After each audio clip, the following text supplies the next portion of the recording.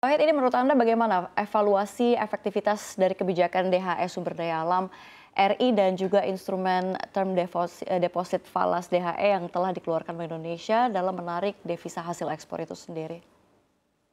Ya, kalau kita lihat kan implementasinya 3 bulan dan berakhir di November ya, Mhm. tahun 2023 dan saat ini masih masa evaluasi. Kalau kita lihat pencapaian DHE sendiri, data-data yang disampaikan oleh Kemenko Perekonomian, rata-rata penerimaan DHE itu sekitar 9 sampai 10,5 miliar US dollar ya. Tetapi memang yang problemnya adalah tidak semua DHE itu ditempatkan di dalam negeri. Rata-rata dari 2,3 sampai 2,5, artinya baru 25% saja yang kemudian ditempatkan menjadi devisa kita dan sebagian memang ditempatkan di luar negeri. Artinya efektivitasnya baru seperempat begitu. Jadi kalau kita lihat besaran 2 miliar sebenarnya cukup signifikan. Namun kalau kita lihat apakah ini bisa memperkuat, nilai, tukar harusnya bisa terjadi ya. Namun, kalau kita lihat sampai akhir tahun, rasanya memang, nilai tukar semakin melemah, dan bahkan sekarang, semakin melemah. Ada beberapa hal, yang pertama adalah penggunaan DHE sendiri itu, katakanlah 2,5 sementara kalau kita lihat operasi moneter yang dilakukan oleh Bank Indonesia, itu butuh dana yang saya kira lebih besar begitu ya. Catatannya bisa sampai, 7 miliar US dollar sekali mereka intervensi dalam kurun waktu kurang lebih, 1 bulan dan ini kurang. Kalaupun katakanlah, DHE baru kita dapat 2 sementara kebutuhan 7, tentu saja lama-kelamaan, defisit kita tergerus. Nah, ini yang kemudian kita lihat selama 3 bulan terakhir, di Januari kita bisa 147, tapi, kemarin terakhir 140-an ya, miliar dolar, cadangan devisa kita. Sehingga, DHE belum, terlalu efektif ya, untuk, meningkatkan jumlah cadangan devisa yang bisa diintervensi guna mempertahankan nilai tukar rupiah, begitu, Mbak. Oke, tadi Anda katakan belum optimal begitu ya atau belum mencapai, yang diinginkan. Apakah memang dengan demikian sejumlah instrumen keuangan yang ada seperti, TD Falas DHE, SRBI, SVBI, dan juga SUVBI, ini juga masih kurang menarik bagi pelaku ekspor untuk menaruh dananya di dalam negeri. Padahal kalau kita lihat juga imbal hasilnya juga telah dibuat sedemikian kompetitif begitu ya dengan produk-produk di luar negeri. Ya, yang kalau kita lihat memang, pertama, para eksportir ya, masih membutuhkan, devisa yang diparkir luar negeri itu, jauh, lebih cepat kebutuhannya, dibandingkan kalau katakanlah diparkir di dalam negeri, begitu. Jadi insentif yang diberikan, katakanlah, diparkir di luar itu jauh lebih besar dibandingkan yang di dalam negeri. Saya kira misalnya insentif katakanlah pengurangan PPh dan sebagainya, itu mungkin, nilainya masih kurang menarik gitu ya dibandingkan kemudahan mereka atau fasilitas yang diberikan ketika diparkir di luar negeri. Meskipun katakanlah kalau di dalam negeri sebenarnya untuk insentif katakanlah, katakanlah taruh di SBN Falas saja itu, dari situ juga sudah luar biasa dan itu bisa digunakan oleh BI untuk melakukan intervensi begitu. Saya kira salah satunya itu. Yang kedua mungkin tadi juga disampaikan bahwa stick and carrot-nya itu masih, kurang sesuai begitu ya. Jadi, penegakan daripada DHW ini belum sepenuhnya bisa berjalan optimal gitu ya.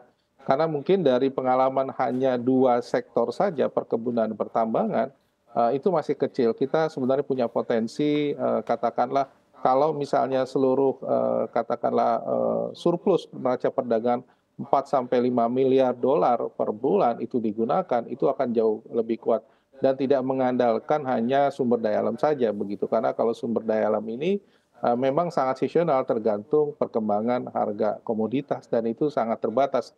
Apalagi trennya dalam, beberapa, bulan terakhir harga, energi karena sumber daya alam itu cenderung melemah. Nah, saya kira ini tantangannya untuk bisa memperkirakan sektor apalagi yang kemudian bisa masuk dalam, ruang lingkup DHE ini lagi begitu, Mbak. Oke, mana nih evaluasi tantangan yang dihadapi pemerintah RI dalam menarik devisa ekspor?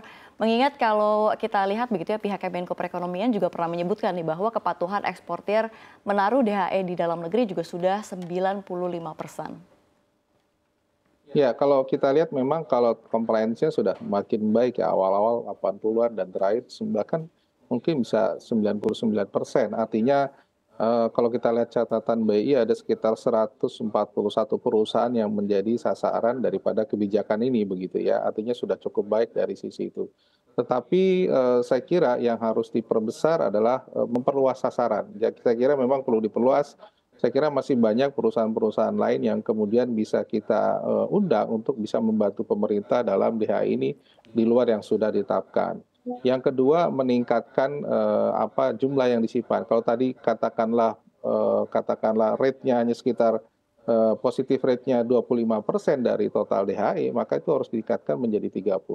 Karena itu saya kira atau bahkan lebih bisa separuh akan sangat memungkinkan.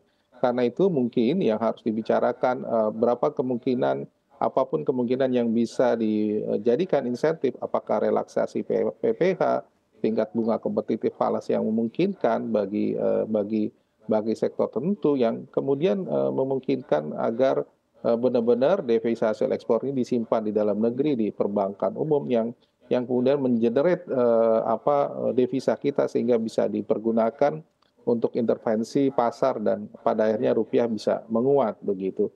Saya kira memang alternatif cara bisa dilakukan ya.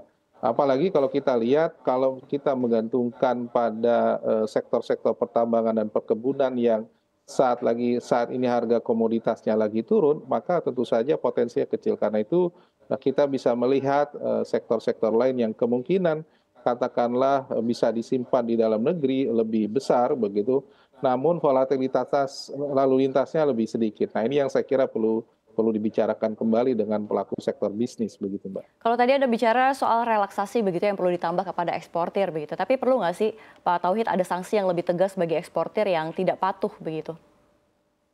Saya kira ya itu juga tadi saya kira perlu begitu ya.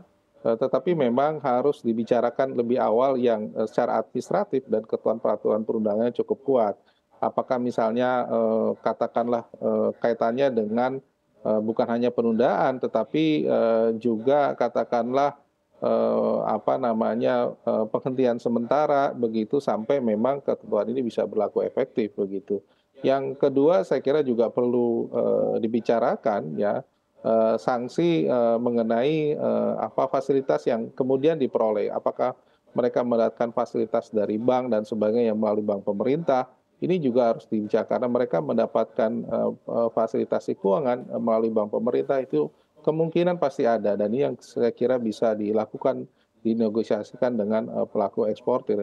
Termasuk misalnya membicarakan bagaimana pola hubungan antara katakanlah pelaku bisnis di Indonesia dengan di luar untuk bisa dikomunikasikan agar kebijakan ini bisa lebih efektif begitu.